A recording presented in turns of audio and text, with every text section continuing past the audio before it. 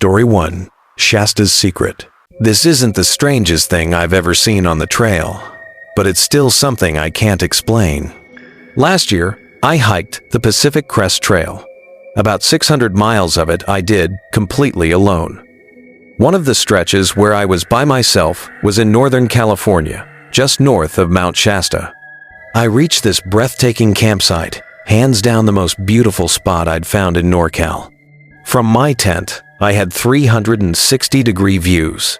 Dense woods in the valley below, mountains rising all around, and rain falling in the distance over Shasta. I still remember the exact mile marker. I even have footage of the site during the day. That night, after admiring the sunset, I lay down in my tent. Through the vestibule, I could see outside. At first, everything was dark and still. Then, in the valley about a quarter to half a mile away, a white light appeared. I wasn't near any towns, roads, or clearings, just thick, isolated forest. In the Sierra, I'd occasionally see remote cabins, but there were no access points here. I stared at it for a while, trying to figure out what it was, but eventually brushed it off. Later, when I looked again, another light had appeared, this one orange. It was slowly circling the white light, morphing in shape as it moved. The motion was calm, smooth, almost mesmerizing. Unlike the UFO stories where objects dart around or vanish, these just hovered there, one stationary, one circling. Around midnight, it started to rain. I peeked out again. The lights were still there, unchanged. At 4 a.m., I got up to pee and walked outside. Still there, same movements. I tried to record them, but with the distance and darkness, the footage came out as an indistinct blur. By sunrise, both lights were gone. I'd only ever seen them in the dark, never at sunset or sunrise, when they should have been visible too. I'm sure there's an explanation, but I still have no idea what I was looking at. A day or two later, near the Shasta Trinity Forest area, I had another strange experience. The trail passed by a stretch of thick brush, about 5-6 feet tall. As I hiked alone, I noticed something ahead 100 feet away, flattening the brush as it moved quickly toward the trail. I couldn't see it, but it had to be strong to crush vegetation like that. It looked like something out of Jurassic Park. I assumed it was a bear. I still think it probably was, but I didn't want to risk a close encounter. I yelled, "Stop!" and everything went completely still. No sound. Total silence. I stayed frozen, then started talking to whatever it was, while slowly walking past. "I'm gonna keep walking, my friend. Hope you're having a good day." Nothing moved. Nothing followed. Just stillness. Black bears usually act like big raccoons, shy, skittish, always running when you make noise. This was different. Later, other hikers told me Northern California had felt unsettling to them too.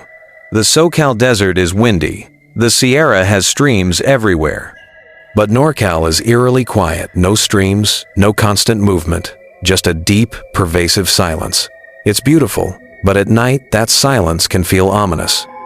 I've hiked alone through the desert, the Sierras, Oregon, and Washington, but NorCal was the only section that ever gave me the chills.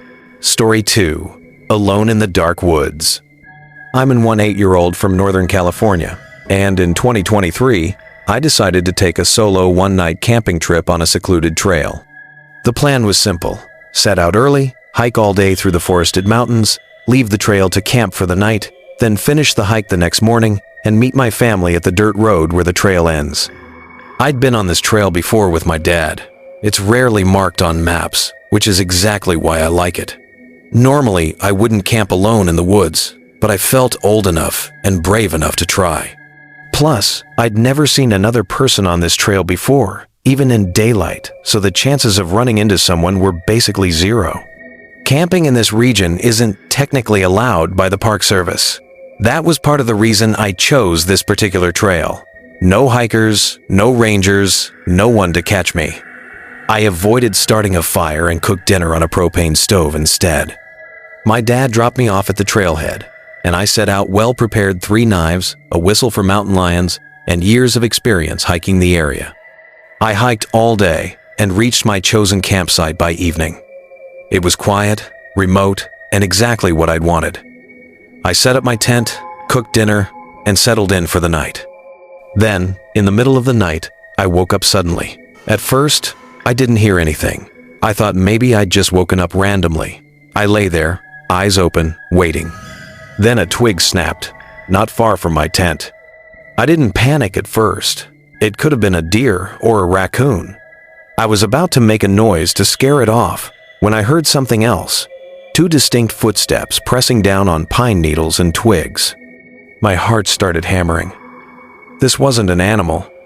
It sounded like a human out here, off trail, where I'd never seen a soul before. I reached for the buck knife next to me and gripped it tight. The footsteps came closer, but not directly at my tent, then stopped. I stayed absolutely still, terrified. Even if I'd wanted to yell, I don't think I could have. Then I heard it. A deep, guttural humming. Low, slow, and unmistakably human. I froze. Whoever or whatever was out there wasn't just passing by. They were humming. The sound went on for what felt like minutes. I stayed silent, clutching my knife, praying they'd leave. Finally, the humming stopped. I heard footsteps moving away, then scratching on a nearby tree, and suddenly an explosion of noise. Branches cracking, pine needles scattering, something big dashing off into the woods. I didn't sleep after that. I sat upright the rest of the night, knife in hand, listening to the silence. When the sun came up, I didn't waste a second. I packed everything as fast as I could and bolted for the end of the trail, constantly glancing over my shoulder. I reached the dirt road by noon and called my family to pick me up. I told them everything. I've never gone back to that trail, and I didn't tell the authorities either. There was nothing concrete to report, no crime, no face, no name. And admitting I'd camped illegally would have been on me. But I still think about that night. Story 3, Whispers in the Wind. Exap. This is my only truly strange camping experience. We were staying at a campground in Glacier National Park. It was our second night there, and our friends had decided to stay at the site next to ours, which was owned by a native family. They'd shared a lot of fascinating history with us, how their family had lived on and been buried on that land for centuries. It stuck with me and becomes relevant later. That night, I woke up to my boyfriend whispering, "It's okay, it's just the wind." All I could hear was insane gusts tearing through the campsite and our whole tent shaking violently. Our tent was mounted on top of our Jeep, and for a moment, it felt like we were going to blow away. Montana weather is wild. I asked my boyfriend how long he'd been awake. He said, a while, because something had spooked him even before the wind started. About an hour earlier, he'd heard little footsteps outside the tent light, quick, like a child's. This immediately stood out to both of us, because the hosts had told us their kids were all 17 or 18. He said the steps ran back and forth a few times. At first, he brushed it off as an animal, but then he felt something start to climb the ladder to our rooftop tent. You can always feel when someone's on the ladder. He called out, "Hello?" in a stern voice. Whatever it was dismounted and ran off. I tried to calm him, saying maybe it was an animal, but deep down, I knew it wasn't. We were both too unsettled to sleep after that.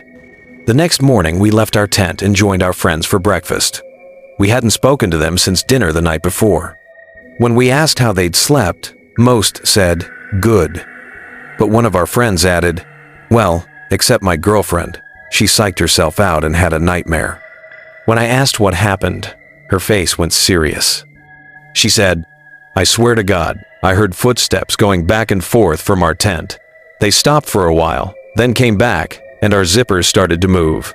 I yelled, 'Who's there?' She looked genuinely shaken. My boyfriend and I just stared at each other. Then we told them what we'd experienced. Needless to say, we didn't stay another night. Part of me wishes we had so I could talk more with the hosts. Given their connection to the land and their reverence for the dead, maybe they'd have had an explanation or even their own stories. In my heart, I know it wasn't their kids. Why would they risk scaring off business? And besides, those footsteps were unmistakably small. No other guests would have let a child run around in the middle of the night either. It was spooky. I love spooky things, but I still wonder what it really was.